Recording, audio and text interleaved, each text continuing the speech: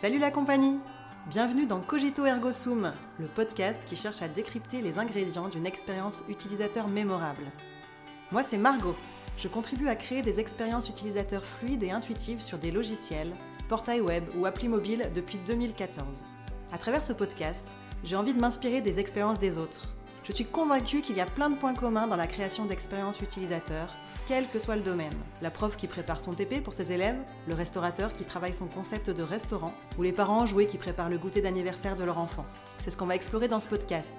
Quelle est la secret sauce des porteurs de projets qui ont réussi à créer une expérience utilisateur mémorable? Je reçois aujourd'hui Gaëtan Sanchez, cofondateur du bar à jeux Tire-toi une bûche.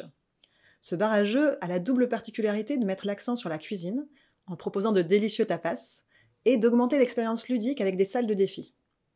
Le résultat, c'est un lieu dans lequel on a envie de revenir pour le faire découvrir à nos proches. Et ça, c'est typiquement le genre d'expérience mémorable que je trouve intéressante d'analyser pour en décrypter les ingrédients. Dans cette première partie, on évoque ensemble la construction du projet, de l'idée à l'ouverture du lieu. Bonjour Gaëtan, bienvenue dans le podcast. Salut. Et merci de venir.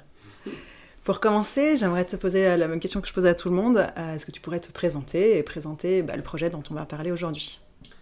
Ouais, du coup, moi je suis Gaëtan Sanchez. On s'est connus en faisant nos études de neurosciences. Et je suis cofondateur d'un bar à jeux sur Lyon qui s'appelle Tire-toi une bûche. Donc c'est un bar à jeux avec un sous-titre qui est cuisine et bar à jeux, parce qu'on fait aussi de la cuisine maison.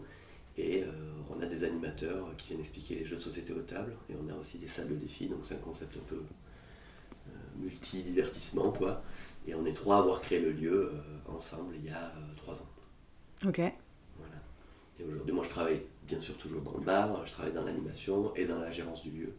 Et puis je fais se développer le projet, développer tous les événements du projet et gérer aussi toute l'équipe, quoi, parce que maintenant on a 10 salariés qui travaillent avec nous dans la structure.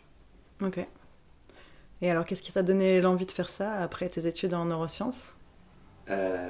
Alors, après mes études en neurosciences, j'ai pas mal vadrouillé, j'ai fait beaucoup de post-doc, et en revenant sur Lyon, j'avais surtout envie de rester sur Lyon, et je commençais aussi, en plus de mes enseignements à l'université, je commençais à me former aussi beaucoup à l'éducation populaire, et j'avais très envie d'avoir un lieu, quoi. Donc si ça n'avait pas été professionnellement, ça aurait été, je pense, associativement. C'est aussi à peu près au même moment où j'ai rencontré Alexandre, qui est un des deux cofondateurs aussi, qui travaille avec moi. Augustin, qui est le troisième que je connaissais déjà d'avant, lui a commencé à partager son envie de changer de métier et d'ouvrir vraiment un lieu. Au début, ça a démarré en blague, et puis finalement, tous les trois, on s'est retrouvés autour de ce concept de bar à jeu, parce que le jeu nous plaisait bien comme aussi moment. Le moment de jeu, c'est un peu un moment où tu rencontres les gens. Enfin, Alex, on s'est rencontrés autour d'un jeu. Enfin, il y a tout un truc comme ça qui pour nous faisait sens. Et puis, ça donnait aussi une liberté folle de se dire, si on monte quelque chose à 3, ça fait moins peur. Du coup, moi, c'est quelque chose que j'aurais jamais monté tout seul. Et en fait, je pense que ça correspondait un peu à une coïncidence de cette rencontre-là qui est très belle, et puis avec ces deux personnes-là, et un moment de ma vie où moi j'étais un peu en train de décider de faire autre chose, quoi. En tout cas de rester un peu sur Lyon, quoi. Et du coup, ce truc qui a démarré en blague au début, s'est transformé en réalité quand on a commencé à vraiment poser les chiffres sur la table, et qu'on s'est dit, mais oui, en fait, si on fait comme ça, c'est possible, ça marche, ce serait possible d'en vivre. Et du coup, on a commencé à lancer un peu le projet comme ça il y a 4-5 ans. Et ça tombait à peu près aussi au moment du Covid. Donc il y a toute cette crise du Covid là qui a failli remettre en question le projet. Mais finalement, on l'a traversé, et puis on a ouvert le bar du coup fin 2021, donc vraiment juste à la sortie de la crise, quoi. Ok. Et du coup, en quelques mots, parce que j'imagine que c'est très large, mais toi, qu'est-ce qui te stimule dans ce projet en particulier? Moi, ce qui me plaît beaucoup, c'est que déjà par rapport au travail que je faisais avant, au travail de chercheur, qui est quand même un travail, même si c'est un travail assez communautaire, c'est un travail où tu es quand même solitaire la plupart du temps, et tu es aussi souvent au bureau, en tout cas pour mon type de recherche à moi, donc au bureau devant un ordinateur et tout. Donc déjà rien que le fait d'avoir un contact permanent avec les gens qui viennent dans le bar, avec les gens avec qui je travaille tous les jours, ça change la donne, quoi, vraiment. Et aussi, la valorisation de ton travail, elle est immédiate, quoi, dans le restaurant, dans le bar, parce que c'est vraiment à la fin de tes 8 heures de travail, donc à la fin du service où tu as les personnes pour qui tu as travaillé, donc les clients qui sont là, qui te font un retour immédiat sur à quel point ça leur a plu, à quel point c'était génial et tout ça. Et ça, je pense qu'il y a très très peu de boulot où vraiment à chaque fin de journée de travail, tu as la reconnaissance immédiate de ce que tu as fait toute la journée, quoi. C'est-à-dire leur proposer de l'animation, leur proposer de la nourriture, leur proposer à boire et savoir un peu qu'est-ce que ça leur a fait à eux, quoi. Ouais. Ça, c'est extrêmement rare, et puis c'est beaucoup plus... Dans la recherche, je peux l'avoir aussi, mais c'est à plus longue échelle, qu'on va dire. Donc tu laisses un peu ta trace avec tes papiers, avec des trucs. Parfois, on revient te contacter sur telle étude et tout. Mais bon, c'est pas pareil, quoi. Et puis du coup, effectivement, ça devient quelque chose d'un peu plus concret, du coup, ce que tu fais au quotidien. Et je trouve que tu retrouves une énergie un peu créatrice, un peu plus forte, quoi, plus facilement. Ouais. Dans ce que tu dis, j'entends aussi la question du sens. Du coup, tu sais pourquoi tu te lèves le matin, tu sais ce que tu vas faire et à qui ça va bénéficier, quoi. Ouais, il y a ça, c'est sûr. Ouais, c'est un peu cliché, mais retrouver un sens à ce que tu fais, tout ça. Mais même plus loin, je trouve que moi, c'était aussi un contact qui me manquait, quoi. Un contact avec les gens, et puis un lien direct entre l'idée que tu as au début, la manière dont tu l'as créée, et puis ensuite l'effet qu'elle a et comment ça résonne, tu vois, avec les gens qui sont là, quoi. Ça peut être effectivement avec les clients parce qu'ils vivent l'expérience de Tire-toi une bûche au quotidien, tu vois, mais ça peut être aussi avec l'équipe, tu vois, comment tu fais une équipe soudée, comment tu travailles ensemble alors que les gens n'ont pas du tout les mêmes métiers, les gens qui travaillent en cuisine, les gens qui travaillent au bar, les animateurs. Chez nous, c'est un peu spécifique.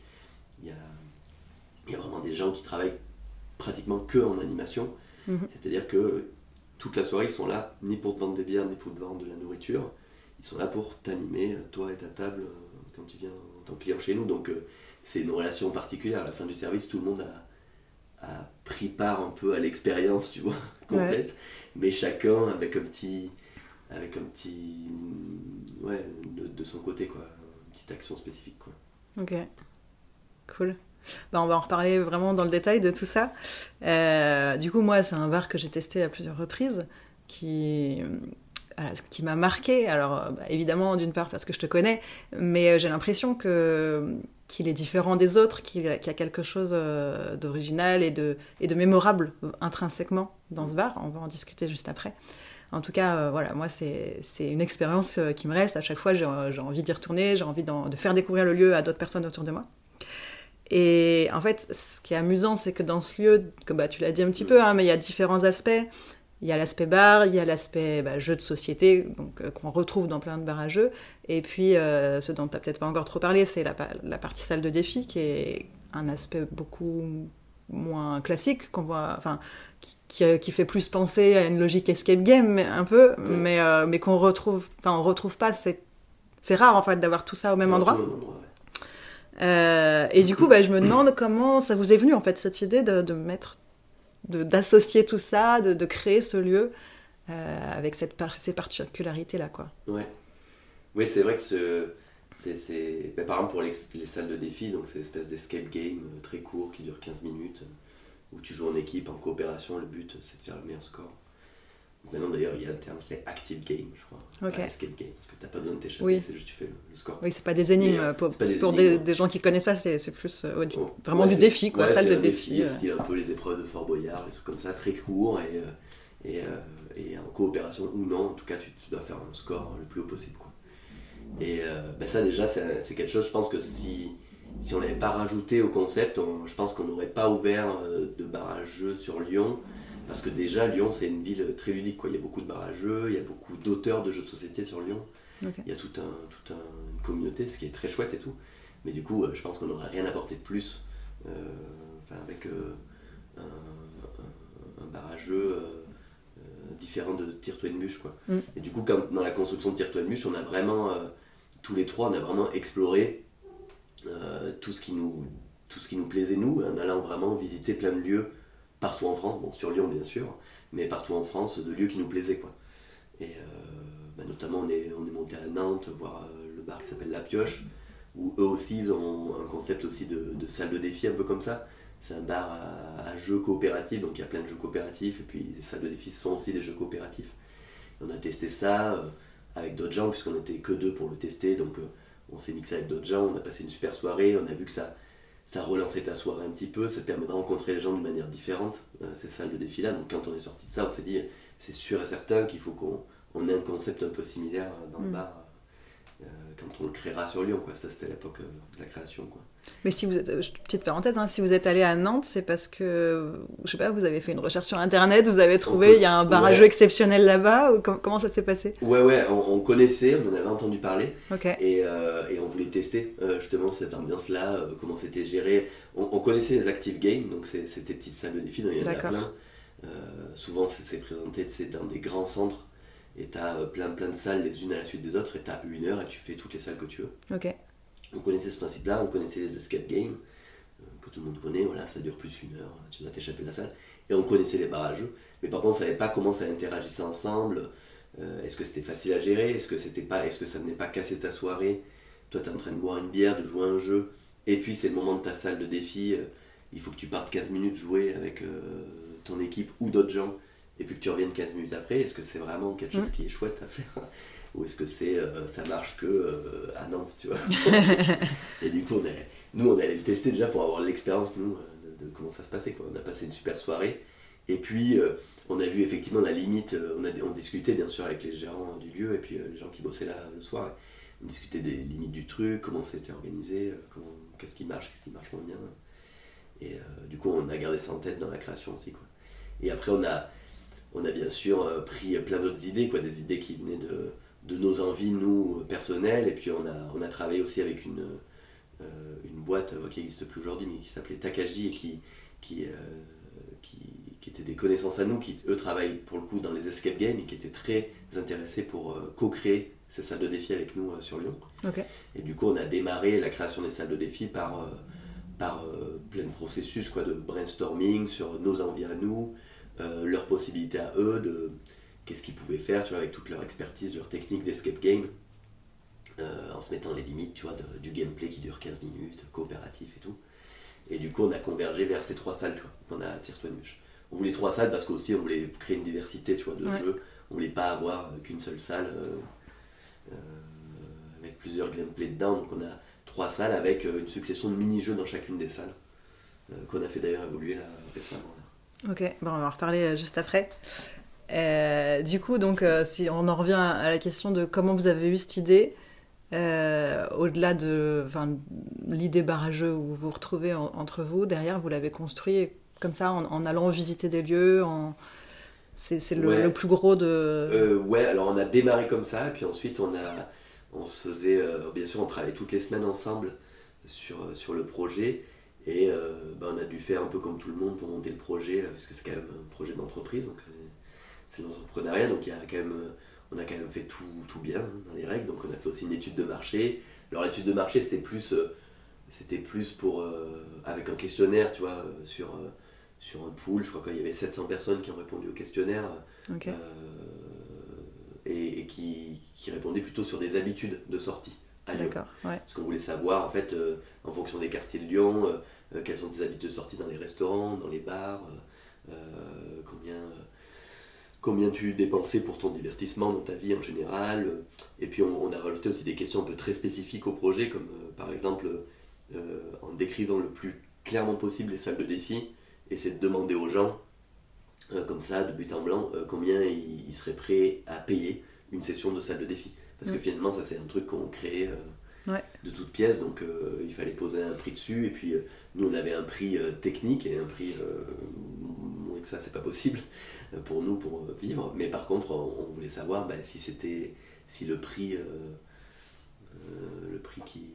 trop haut, ça marchera pas, si le prix trop bas ça marchera pas, donc trouver le juste prix. Donc cette étude de marché a permis un petit peu ça, surtout de connaître les habitudes des gens, dans les barrages aussi, parce que nous on était très clients nous personnellement des barrageux, mais après les barrageux ça accueille une diversité de gens qui est très très forte, quoi, parce que notamment à Tirtouenbuch là, aujourd'hui on a autant des familles, donc vraiment multigénérationnelles, les grands-parents avec les petits-enfants, on a des amis, on a des collègues, on a des amoureux, on a des dates, tu vois, qui se font en barrageux, tu vois, parce que c'est moins embarrassant peut-être de se lancer dans un jeu aussi, si le date se passe mal ou bien. Et du coup, il y a plein de choses. Donc en fait, tu viens dans un barrageux, c'est difficile de faire un profil type. Donc pour nous, cette étude de marché, elle servait à ça. Mais du coup, je sais pas si tu t'en souviens, parce que ça remonte un peu, mais c'était quoi les enseignements de cette étude de marché? Eh ben, notamment, ça nous a pas mal rassuré parce que sur les habitudes de sortie des gens, en fait, sur Lyon, elles sont assez fortes, quoi. Nous, on s'attendait à ce que les gens répondent, oui, bon, ben, je vais peut-être je sais pas pourquoi on s'attendait à ça, peut-être c'était nos habitudes à nous, moi, je vais 2 fois au resto, tu vois, par mois, et je vais dans les bars 1 fois par semaine, peut-être, ou 1 fois toutes les 2 semaines. Et en fait, c'était plus que ça, quoi. C'était plus à la semaine. Les gens allaient en moyenne 2 fois au resto par semaine. Ah ouais? Ouais, il y avait des moyennes comme ça qui étaient inattendues pour nous. Où nous on se disait, bon, bah, ça doit être à peu près ça. Pas du tout. Donc tous les curseurs étaient plus hauts. Je trouve que c'est un peu sous-estimé, mais je pense que les gens, quand même, dans une ville aussi, en milieu urbain, quoi, ces formes de divertissement un peu alternative, surtout que nous on parlait du barrageux, donc on demandait des habitudes de sortie en restaurant classique, en bar classique, mais aussi en barrageux, café ludique et tout. Dès que tu dis que tu rajoutes un concept en fait à un lieu, de suite tu gagnes. Il y a plus de gens en tout cas qui sont prêts à, tu vois, à passer leur après-midi tranquille, à venir dans un café jouer, ou alors qui sont prêts à venir manger, grignoter un petit truc, tu vois. C'est moins engageant que d'aller dans un gros restaurant très plat dessert, tu vois. Dans un bar à tapas, un peu dans le style de Tirtouenbuch, tu vois, c'est finalement les gens, quand ils comptent, ils disent, ah bah ouais, en fait j'y vais 2 fois par semaine, tel truc, j'ai mangé une planche, tel truc, c'était un bar à tapas. Et en fait tout ça, ça nous a rassurés. Et je pense que ça a surtout servi à ça, parce que je suis même pas sûr que les banquiers m'ont regardé le truc. Bon, bien sûr, ça rassure aussi, mais je pense que les gens qui travaillent là-dedans le savent, tu vois, un peu. Nous, on était un peu novices dans ce milieu-là, donc cette étude de marché-là nous a surtout, je pense, rassuré nous. Ok. Oui, parce que ma première réaction, c'est que je me dis, il y a forcément un biais d'échantillonnage des gens qui répondent à un questionnaire sur un barrageux. Si tu vas jamais dans les bars, tu zappes, tu réponds même pas au questionnaire, quoi. On l'a pas présenté comme ça, tu vois, on l'a présenté un peu ouverture d'un nouveau lieu, tu vois, et puis au fur et à mesure des questions, effectivement, le projet se précisait, et à toute fin, on présentait les salles de défi, tu vois, pour que les questions soient plus neutres, les réponses soient plus neutres à chaque fois. Mais c'était... au début, c'est sûr que c'était des amis, parce qu'on l'a diffusé sur nos réseaux, mais donc c'est des amis, après les amis d'amis, mais après ça allait assez vite. Ça allait assez vite, et en fait aussi, je pense que il y a une partie du questionnaire qui se chevauchait aussi avec le Covid. Je pense que personne n'avait grand chose à faire par répondre à le questionnaire. Finalement, on avait plus de réponses qu'on pensait. On passait à avoir 200 personnes, maxi, on en a eu 700, 800, je crois. Okay. Donc c'était chouette. Après, et on demandait pas des infos personnelles, mais on demandait de quel quartier de Lyon ils étaient. Du coup, très rapidement, on avait un peu partout. Donc c'était pas mal aussi, quoi. Ça vous a orienté sur le choix du lieu par rapport au quartier ou pas? Non, pas vraiment. Non, pas vraiment. Le lieu, on a visité 45 lieux avant de trouver ce lieu-là. Okay. On n'a pas arrêté. Bon, si c'était le Covid avec ça à faire. Mais en gros, c'est aussi parce que c'est compliqué de trouver un lieu sur Lyon. Et nous, on voulait aussi un grand espace parce qu'on avait ce projet de salle de défi. Mais on voulait aussi un bar à jeux assez grand parce qu'on voulait faire de l'événementiel dedans. Donc c'est ce qu'on fait aujourd'hui. Donc que ce soit d'événementiel classique, quiz, blind test et tout, mais on voulait aussi faire des événements particuliers, tu vois, des grandes enquêtes, des murder parties, des trucs comme ça. Et en gros, on voulait pas un petit lieu, pas un petit café ludique. Bon, en plus, on était 3 à monter le lieu, donc on pouvait facilement faire ce travail-là, quoi. Et du coup, pour trouver des grands lieux sur Lyon, c'est pas facile. Et des grands lieux un peu bien situés, tout ça. Donc, en fait, si on s'était mis une limite sur le quartier dans lequel on voulait atterrir, on n'aurait jamais trouvé. Donc, en fait, on était vraiment large. Le seul contrainte qu'on s'était mis, c'est on essayait d'être proche d'un arrêt de métro. C'est tout, à peu près. c'est ce truc, mais sinon après peu importe où dans Lyon, ou Villeurbanne, on se serait installé. Ça marche.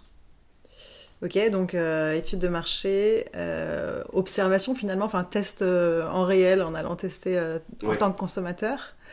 Est-ce que vous avez aussi interviewé des utilisateurs sur leurs potentielles envies, vraiment plus sur le côté usage? Pas vraiment, pas pendant la création, pas trop. On a interviewé bien sûr, les gérants de barrageux lyonnais, tu vois. Okay. On a discuté avec eux, comment eux gérer leur bar, qu'est-ce qui leur plaisait dans le métier, tout ça.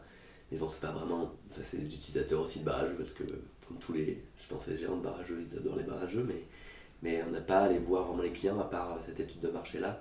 Ce qu'on a fait, par contre, une fois qu'on a eu les clés, qu'on a fini les travaux, on a fait un petit un soft opening, ça s'appelle. Donc c'est Alex qui a eu l'idée, parce que lui il est québécois et ça se fait beaucoup au Québec. Okay. De quand tu ouvres un lieu, le premier mois, d'ouvrir en format restreint, et les gens qui viennent sont soit sur invitation, soit c'est que du passage, mais tu peux pas réserver pour venir. Donc c'est soit tu es invité, soit tu passes devant. S'il y a une place, bien sûr tu peux t'asseoir, bien entendu, mais par contre c'est format restreint, parce qu'on n'ouvrait que 3 jours sur les 6.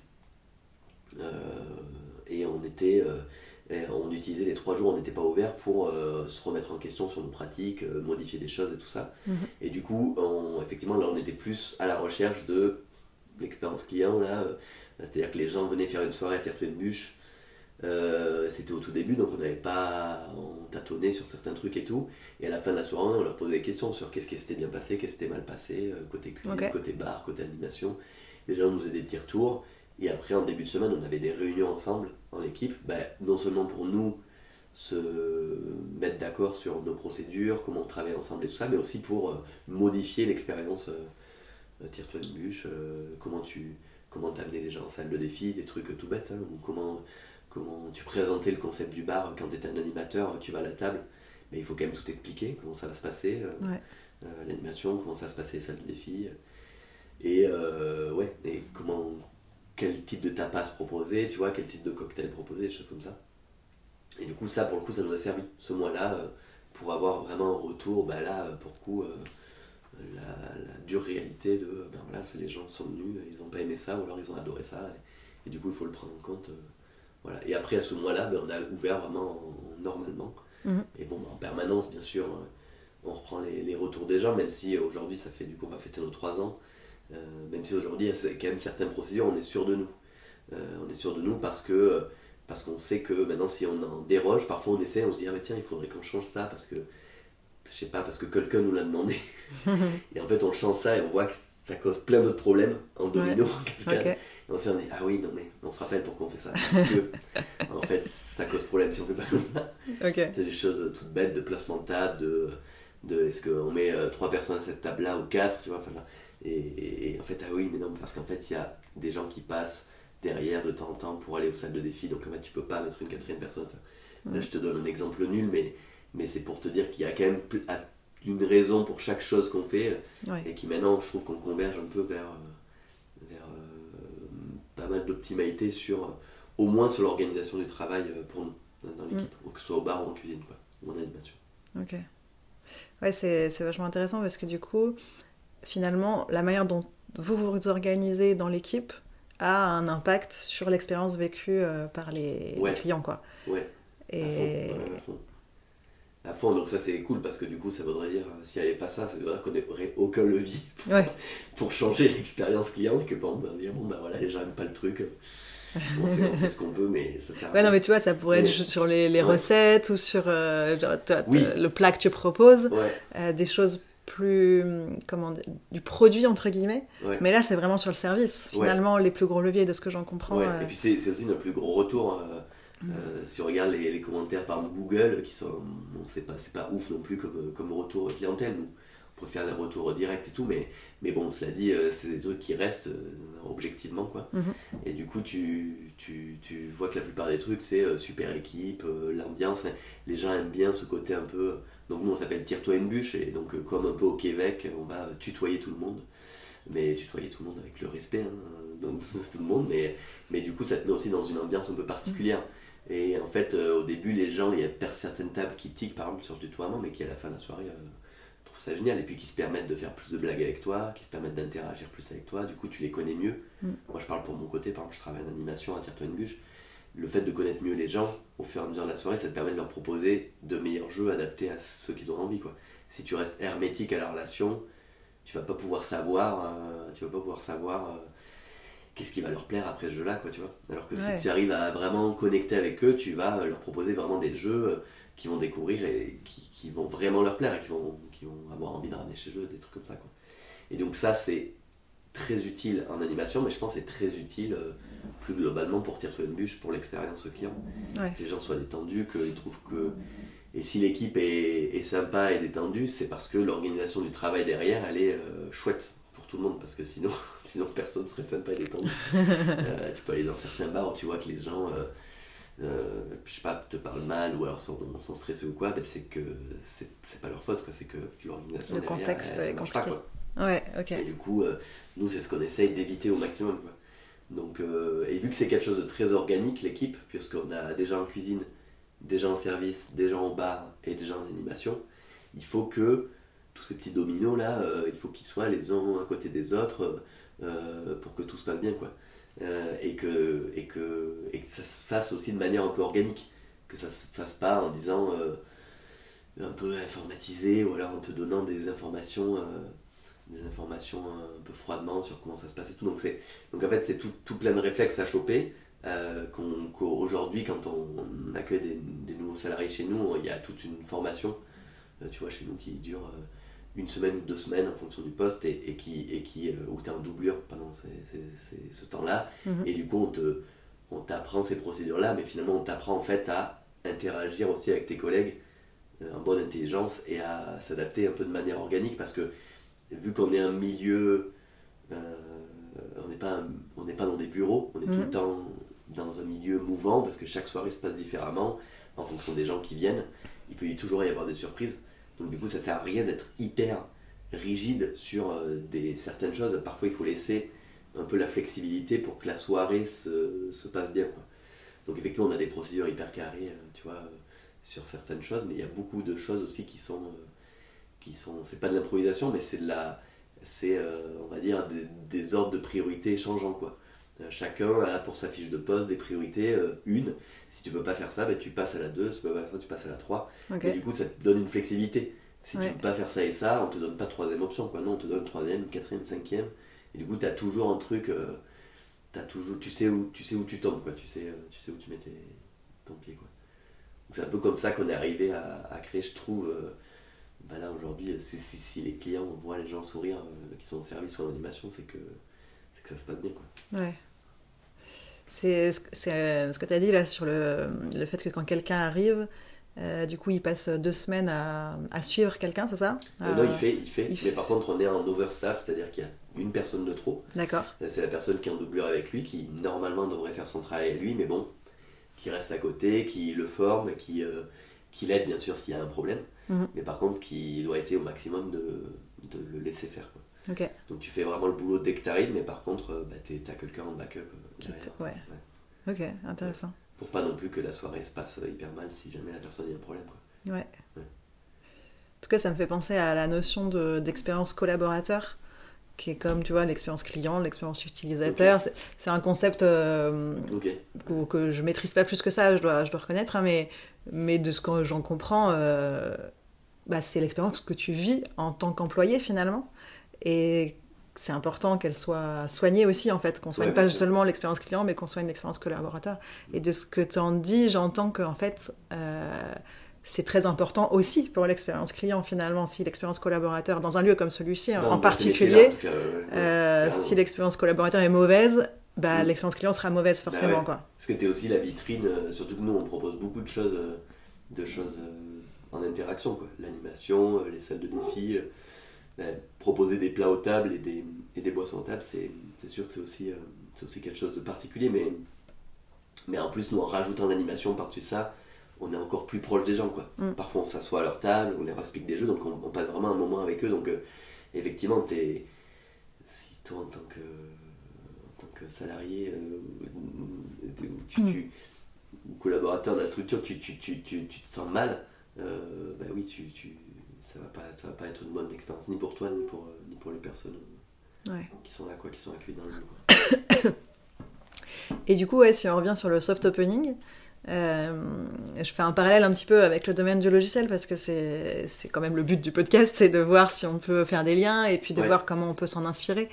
Nous, ce qu'on fait le plus souvent avant une mise en production, c'est plutôt des tests utilisateurs où on va inviter des gens à tester le logiciel en autonomie. Okay. C'est-à-dire qu'on va pas les influencer, on va pas leur dire il faut cliquer là, on va leur dire voilà, t'as envie de, je sais pas, n'importe quoi, un site de réservation de vacances, t'as envie de réserver une semaine dans le Luberon, je sais pas. Voilà, comment tu t'y prends? Okay. Et on regarde à quel endroit il y a des points de friction, à quel endroit c'est satisfaisant ou au contraire déceptif. Et puis donc c'est cette chose-là qu'on va ajuster derrière. Donc j'ai l'impression que finalement, alors c'est pas exactement la même chose parce que vous avez pas observé chaque personne individuellement, mais il y a il y a quand même un petit peu cette notion de faire venir des gens et puis d'observer comment ça se passe. D'ailleurs, souvent après un test utilisateur, on débrief aussi. Toi, tu as parlé du fait que avant que les gens, quand les gens passaient à la caisse, ils donnaient leur avis. D'ailleurs, c'était de manière, pendant le soft opening, c'était de manière un peu cadrée cette recherche de feedback ou c'était comme ça, de manière un peu informelle? On n'avait pas vraiment cadré jusqu'à faire un questionnaire et tout. Ouais. Mais on posait des questions, quoi. On posait des questions plus qu'aujourd'hui, tu vois. Okay. À la caisse, là, vraiment, pendant le soft opening, on a posé des questions. Voilà, est-ce que l'animation, ça vous a plu? Le concept vous plaît bien? La cuisine, est-ce que vous avez mangé? Un bar, est-ce qu'il y a des choses, des produits que vous voyez pas, que vous aimeriez voir? Enfin, des choses comme ça. Okay. Après, il y a des amis à nous qui étaient là, de la famille aussi, qui étaient là, qui avec des yeux un peu plus experts, quoi. Okay. Et qui nous faisaient des retours, eux, directement, quoi. Par exemple, la famille d'Alex, ils ont été restaurateurs pendant plusieurs années au Québec. Okay. Ils sont venus pendant le soft opening et ils nous ont fait aussi des retours à nous, quoi. Nous, on était un service. Moi, je me rappelle la mère d'Alex qui me disait que moi, au tout début, j'étais tellement stressé, ouverture du lieu et tout, j'étais en animation, mais du coup, je décrochais pas un sourire.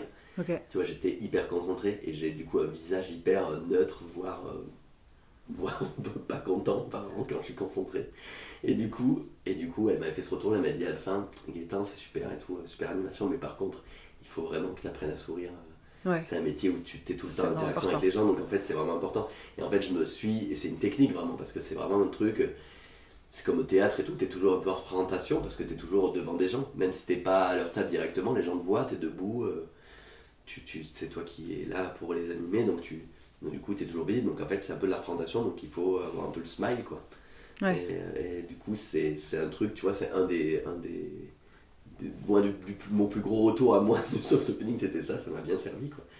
Mais ça c'était, tu vois, on n'a pas vraiment cadré, mais après on se faisait pas mal d'auto-retour aussi, vu qu'en fait je pense peut-être que vu que, comme tu disais tout à l'heure, c'est un métier où c'est très très lié, la manière dont toi tu travailles et la manière dont les gens vivent l'expérience. Finalement, ces réunions de début de semaine pendant le soft opening, où le lieu était fermé, on faisait des journées de réunion, on testait des trucs et tout, et ensuite avant d'ouvrir en fin de semaine, et en fait on optimisait la manière dont nous on travaillait, et puis en fait finalement c'était assez immédiat, que le service était plus rapide, que les gens attendaient moins longtemps leur bière, que les tapas étaient meilleurs, que l'animation était meilleure, et du coup c'était évident, quoi. Il y avait vraiment un lien de causalité très très fort, et du coup on a passé vraiment le soft opening à faire ça.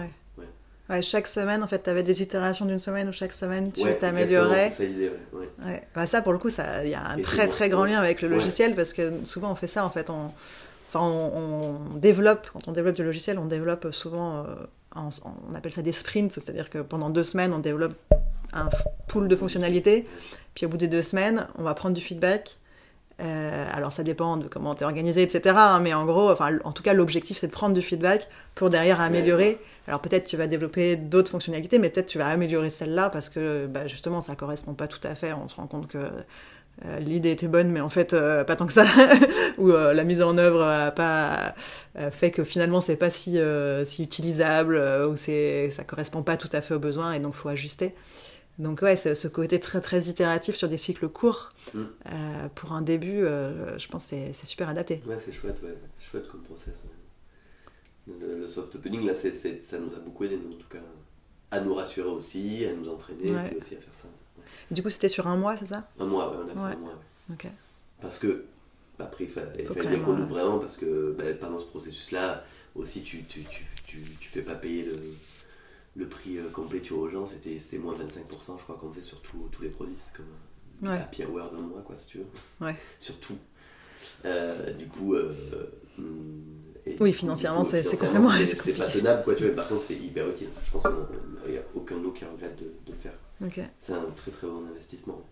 Même si c'est un coût pour la structure, ouais, surtout en tout début, premier mois de création, d'ouverture. Ouais, super intéressant. Ok. Merci d'avoir écouté cet épisode. N'oubliez pas de vous abonner pour ne pas manquer la suite de cette discussion. Restez à l'écoute, car dans la suite, nous allons plonger encore plus profondément dans notre sujet. Pour continuer à échanger, questionner et explorer les thématiques autour de l'expérience utilisateur, retrouvez-moi également sur TikTok, vous trouverez le lien en description. C'était Margot dans Cogito Ergo Sum, et je vous retrouve très bientôt pour la suite de notre échange.